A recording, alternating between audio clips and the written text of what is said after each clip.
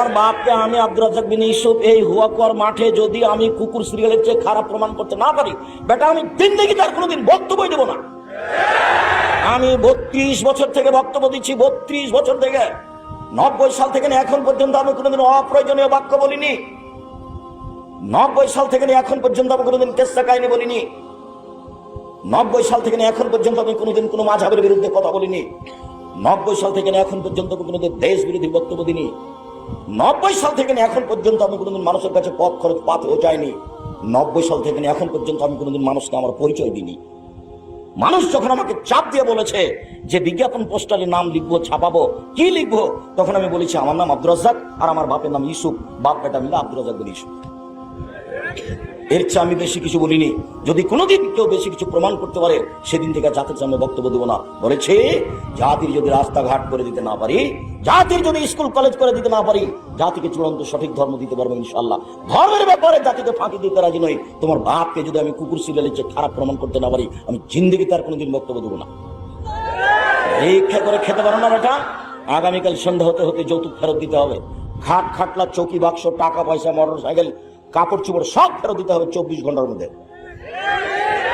কেন যৌতুক নেবে? কাজ করে খেতে পারো না, কাজ করে খাওয়া। মানুষের বাড়িতে কাজ করো, বুকে বল থাকবে, মনটা শান্তিতে থাকবে, তৃপ্তি পাবা, নিজে উপার্জন করে খাই। শ্বশুরকে একটা লুঙ্গি কিনে দিবা। এই যে আপনি মেয়ে মানুষকে আমার হাতে তুলে দিয়েছেন কত কষ্ট করে, আপনার জন্য আমি একটা লুঙ্গি নিয়ে এসেছি। আপনি গরিব মানুষ, আপনাকে আমি ভালোবাসি, আপনি আমার শ্বশুর, আপনাকে সম্মান করি, এই যে একটা লুঙ্গি নেন, উপহার দিবা শ্বশুরকে।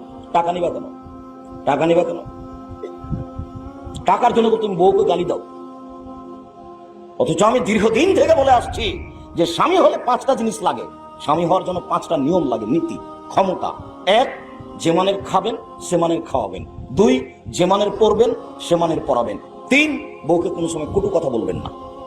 বলবেন না তোমার ঠোঁট মোটা, বলবেন না তোমার রং কালো, বলবেন না তোমাকে দেখতে ভালো লাগে না, এরকম কথা বলবেন না। একবার ঠোঁট মোটা বললে 10 বছর আপনাকে ভালোবাসবে না। ও তো প্রশংসা প্রিয়, খালি বলেন তুমি খুব ভালো, তোমার মতো আমি কোনো মেয়ে দেখি না, তুমি আমার কাছে খুবই ভালো, সারা রাত পাঁটি বেঁধে দেবে আপনার। প্রশংসা প্রিয় মানুষ, তার সাথে আপনি খারাপ আচরণ করেন, যৌতুকের কারণে আপনি তাকে মারেন, গালি দেন।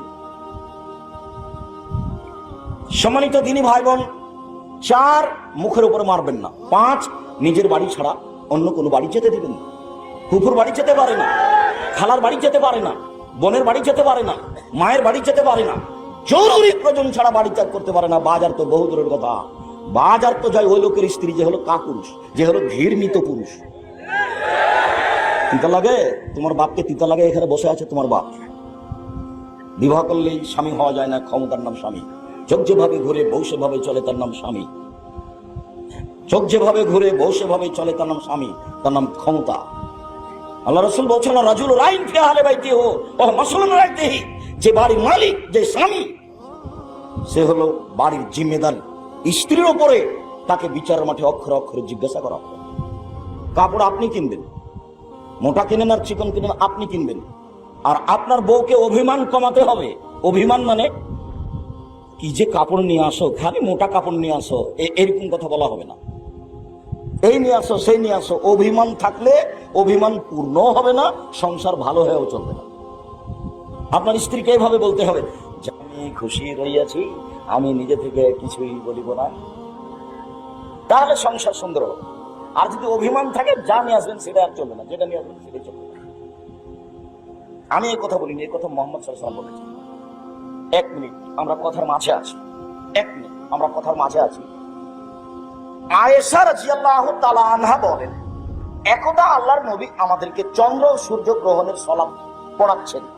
তো যখন সালাম ফিরা হয়ে গেল, তখন সাহাবীগণ বললেন, রাআইনাকা তানাওয়ালতা শাইআন মিন মাকামিকা হাযা, আল্লাহর নবী আপনি এই সালাতের জায়গা থেকে কি যেন নিলেন সালাতের মধ্যে, সুমা টাকা কা, তারপর দেখলাম আপনি পিছে উঠে গেলেন। এইটা কেন? এর কোনোদিন দেখিনি। সালাতের মধ্যে আপনি কি নিলেন আবার পিছে হটে গেলেন, এটা কেন? তখন আল্লাহ রাসূল বলছেন, ইন্নী রাআইতুল জান্নাতা, আমি জান্নাত দেখেছিলাম সালাতের মাঝে।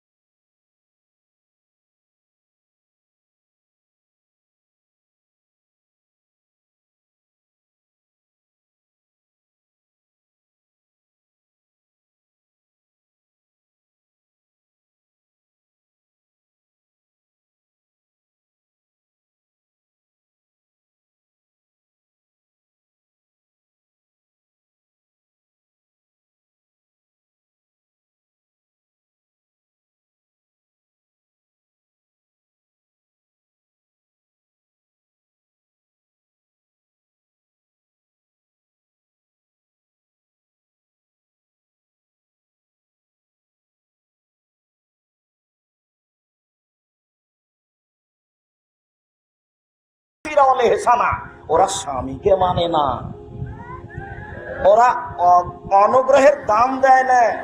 লাউ আহসানতা ইহদাহুন্না তাহারা, তাদের কারোর সাথে যদি সারা জীবন ভালো ব্যবহার করো, সুমারাত বিনকা শাইআন, তারপরে যদি তোমার একটু খারাপ দেখে, খালি একবার মোটা কাপড় দেখে, তাহলে বলবো মারাই তুমি খাইরান কাটতো, তোমার আমি কোনোদিন ভালো দেখি, তুমি কোনোদিন মোটা চিকন কাপড়ই আনো, এবার পুরো জীবনটাকে উল্টে দিবে। এই কারণে বেশি জাহান্নামে যাবে। যার কারণে আমি দিনী বন্ধুদের বলবো যে অভিমান কম করেন, সংসার ভালো হবে। আর আপনাদেরকে বলছি, জরুরি প্রয়োজন ছাড়া আপনার স্ত্রী আপনার মেয়ে বাড়ি বাইরে যাবে না। ধর্মকে অপমান করে, আল্লাহর আইনকে অমান্য করে বাপ বেটি মিলে জান্নাত কেনার চেষ্টা করিয়েন না, ভুল সিদ্ধান্ত। 3 শ্রেণীর মানুষ জান্নাতে যাবে না।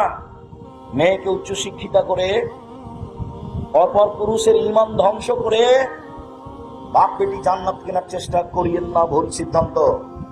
3 শ্রেণীর মানুষ জান্নাতে যাবে না।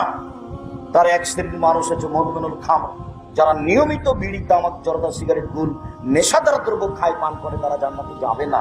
2 আর রাজলাত মিনান নিসায়ে, পুরুষের বেশধারী নারী, যারা পুরুষের জুতা স্যান্ডেল পরে, যারা পুরুষের শার্ট প্যান্ট পরে, যারা পুরুষের পোশাক পরে, যারা গেঞ্জি গাইতে রাস্তাঘাটে চলে, এরা জাহান্নামে যাবে না। জাহান্নাম বলতে নারী আর নারী, জাহান্নাম বলতে নারী আর নারী, জাহান্নাম বলতে শুধু নারী আর নারী। রাসূল সাল্লাল্লাহু আলাইহি ওয়াসাল্লাম বলছেন, রাইতু আকসারা আহলে নিসা, আমি জাহান্নামে দেখলাম শুধু নারী আর নারী।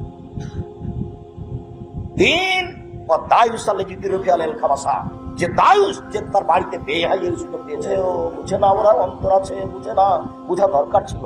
দেখেও দেখে না, ওরা চক্ষু আছে, দেখে না, শোনেও শোনে না, ওরা কান আছে, শোনে না।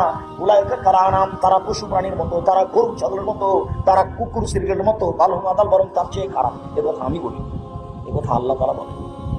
কাজ আপনি দয়া করে যেখানে আছেন আমাকে দেখতে পান আর না পান, মুসলিম বোন, মুসলিম ভাই, অনেক ভালোবাসা নিয়ে এসেছেন, কিছুক্ষণ ধৈর্যের পরিচয় দিয়ে বসে থাকবেন।